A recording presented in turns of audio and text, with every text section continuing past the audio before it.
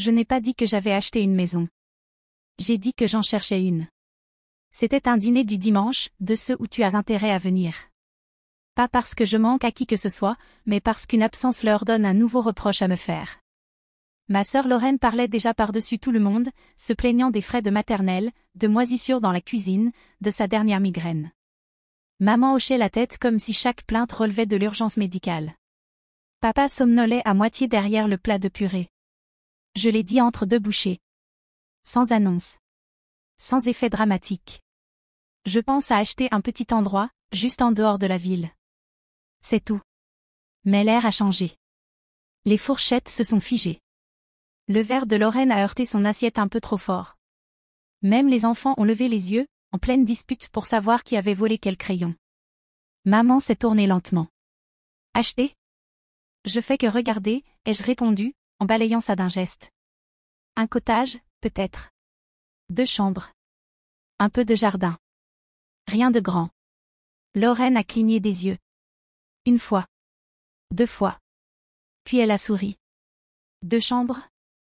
Elle l'a dit comme si je venais d'annoncer que j'allais vivre dans un sous-marin.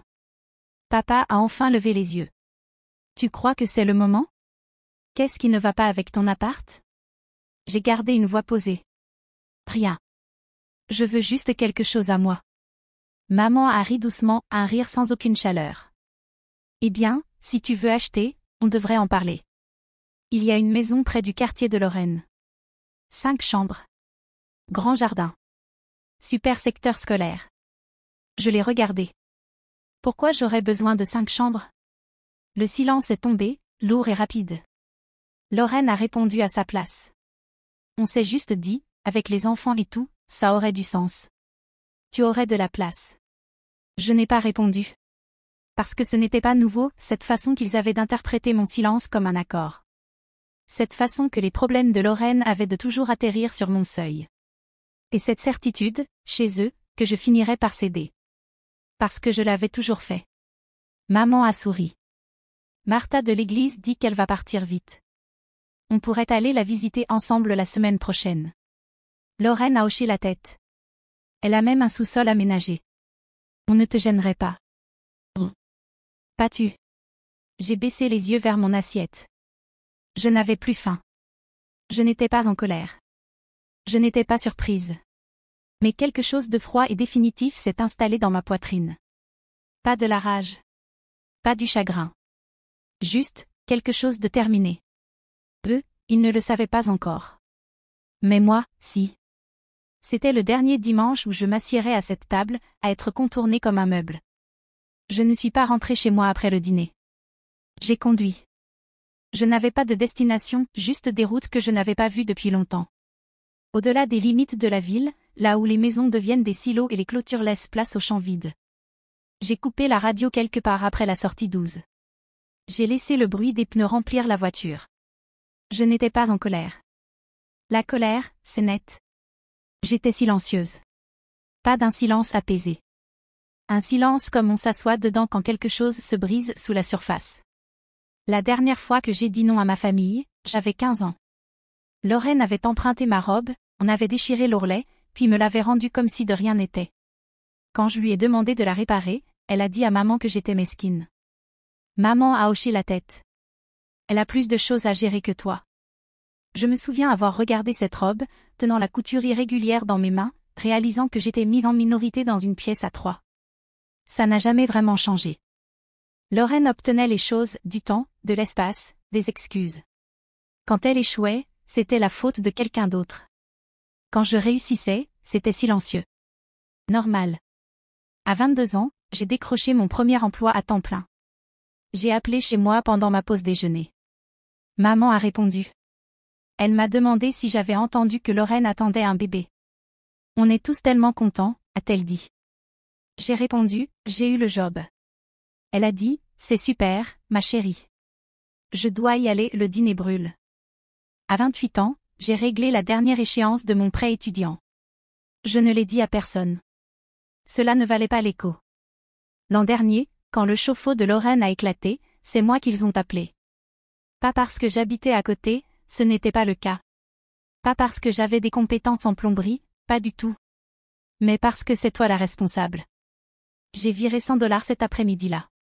Je n'ai jamais eu de merci, juste un texto 3 jours plus tard. T'aurais 2 minutes pour appeler la banque? Ils sont pénibles. Pénibles. Pas refuse le prêt immobilier. Pas rejette la 3e prolongation. Juste incommodant. C'est le mot qu'ils ont utilisé quand j'ai dit que j'étais trop occupée pour venir à Pâques. Fais pas ta difficile, Mara. Tu sais ce que cette famille représente pour ta sœur. Et maintenant, apparemment, j'étais en train de lui acheter une maison. Je me suis garée près d'une station-service fermée depuis longtemps. Les vitres étaient condamnées. Mais la machine à glaçons devant était toujours là, décolorée par le soleil, fendue.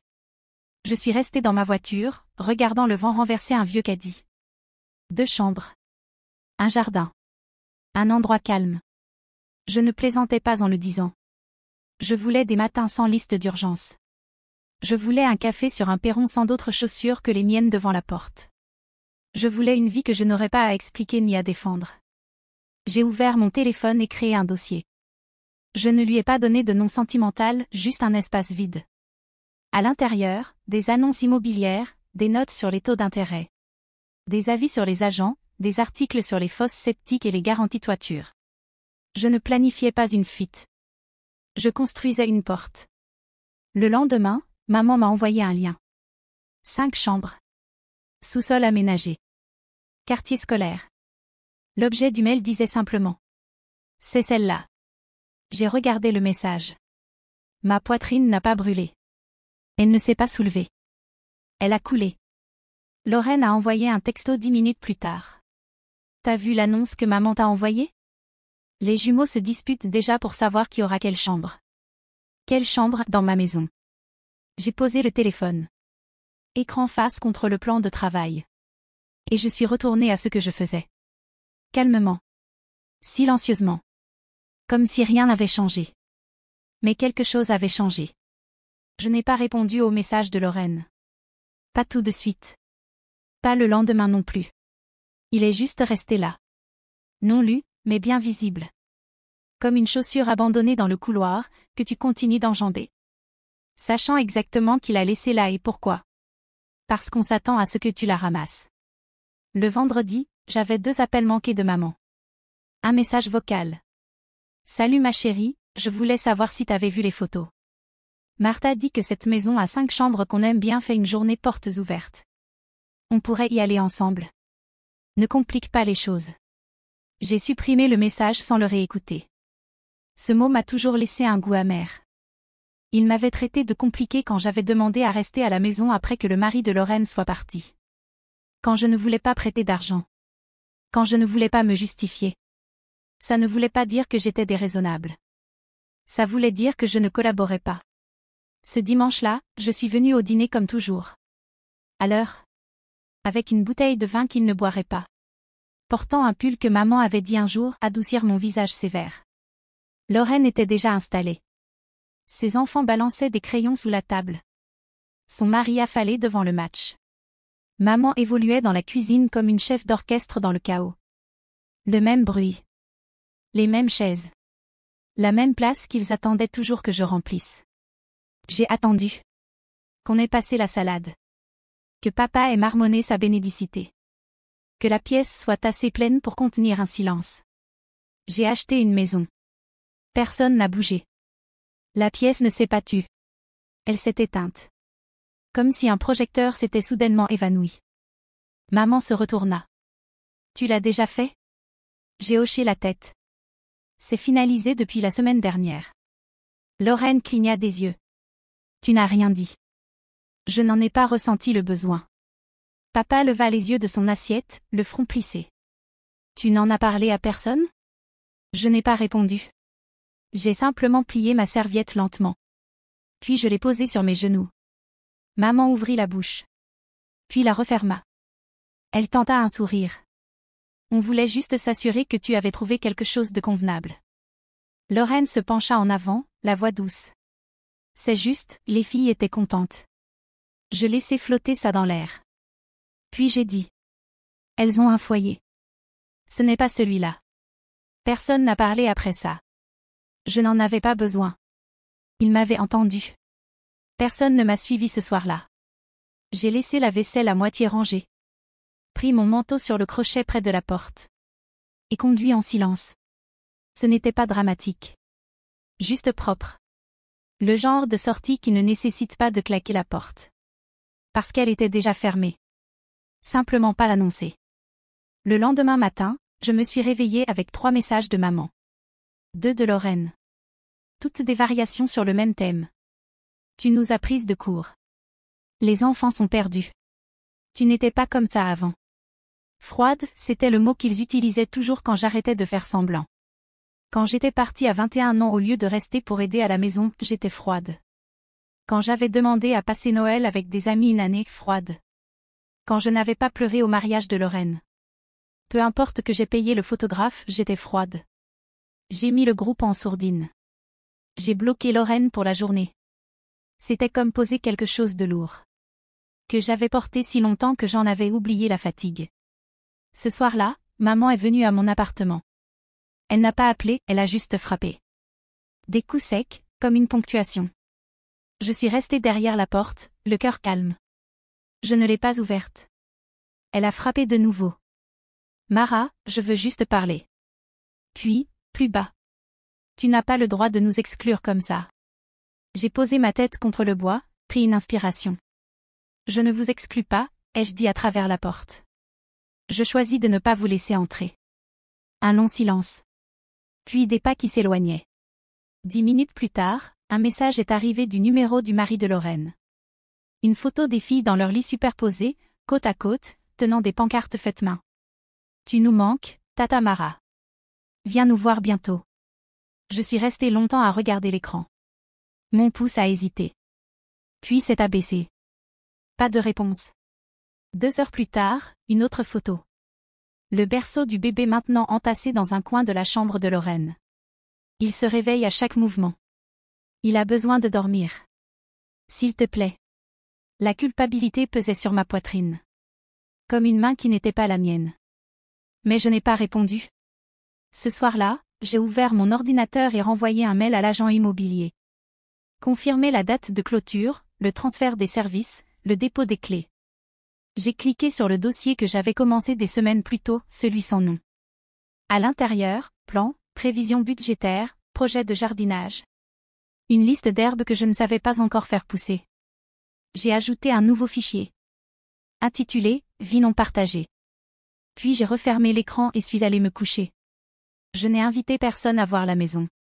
Ni quand j'ai récupéré les clés.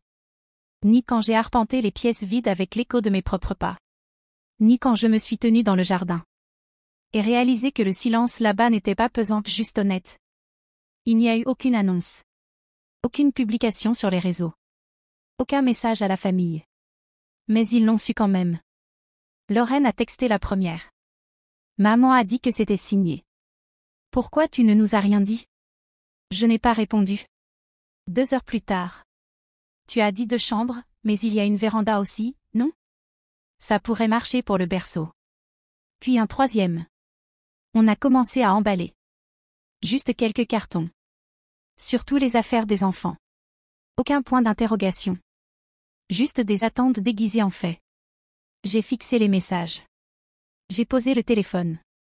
Les laissé vibrer sur le comptoir jusqu'à ce qu'ils s'éteignent. Ce week-end-là, en rentrant des courses, j'ai trouvé maman devant mon immeuble.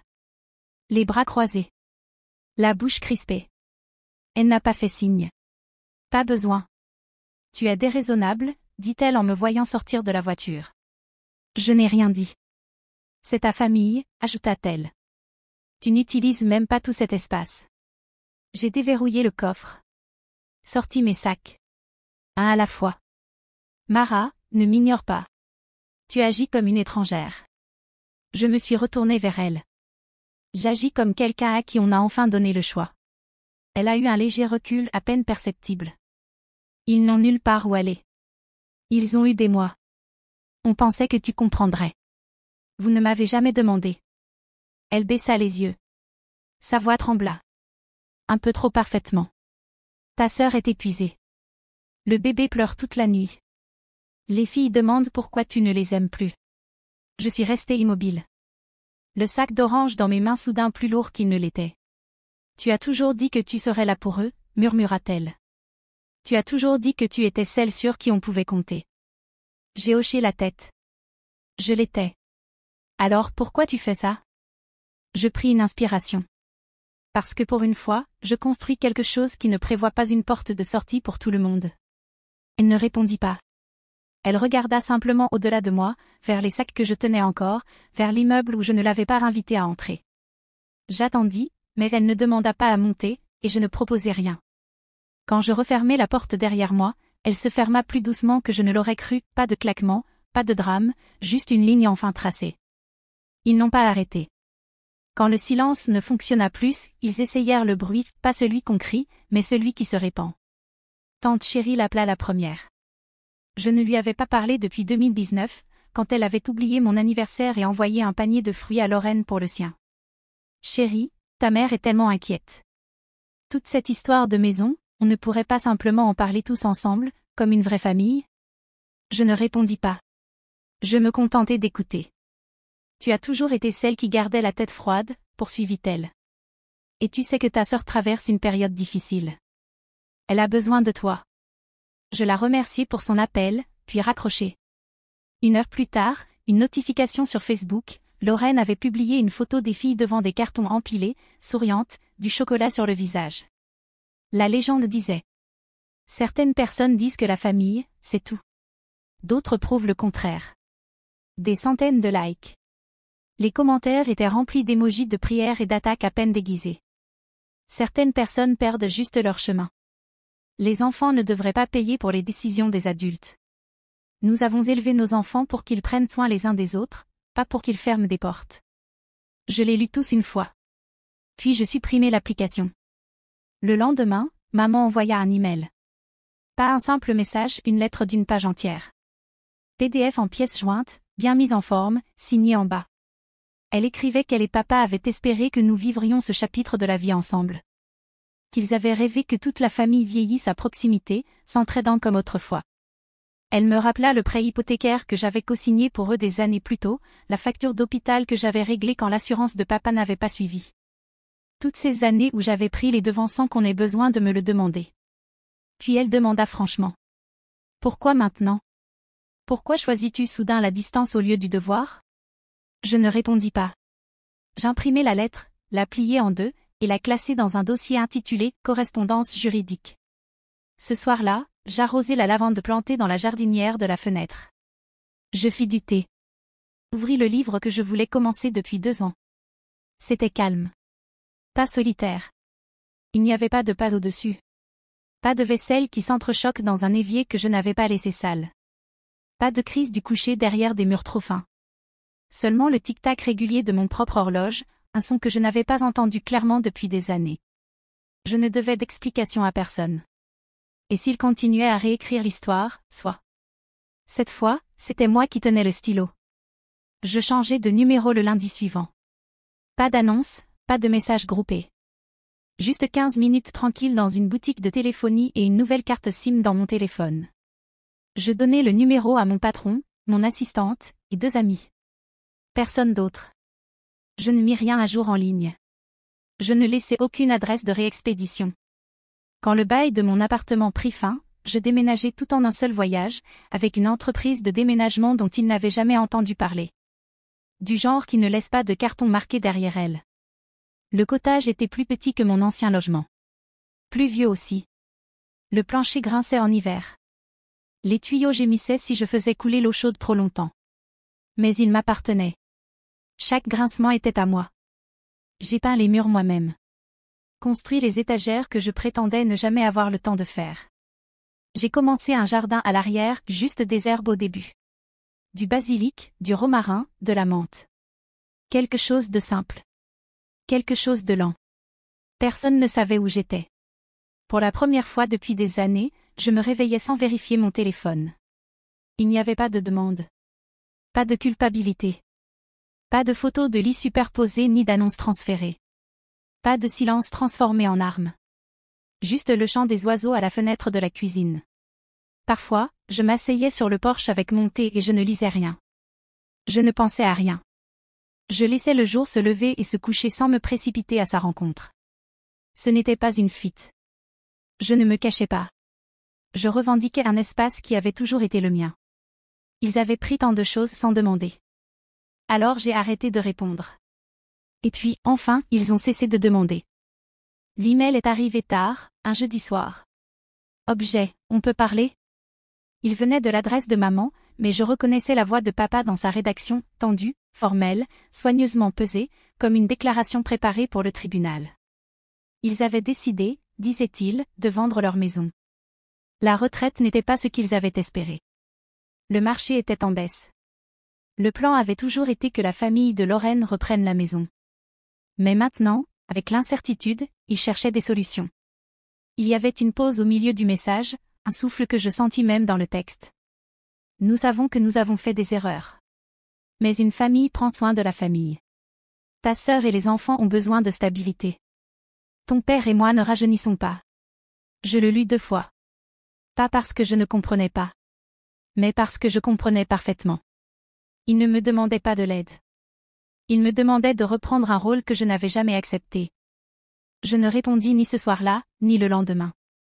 Le dimanche matin, j'imprimai l'email, le pliai en 3, et le glissai dans une enveloppe. À l'intérieur, je plaçai une simple carte. Pas un mot, juste des coordonnées. Un conseiller financier.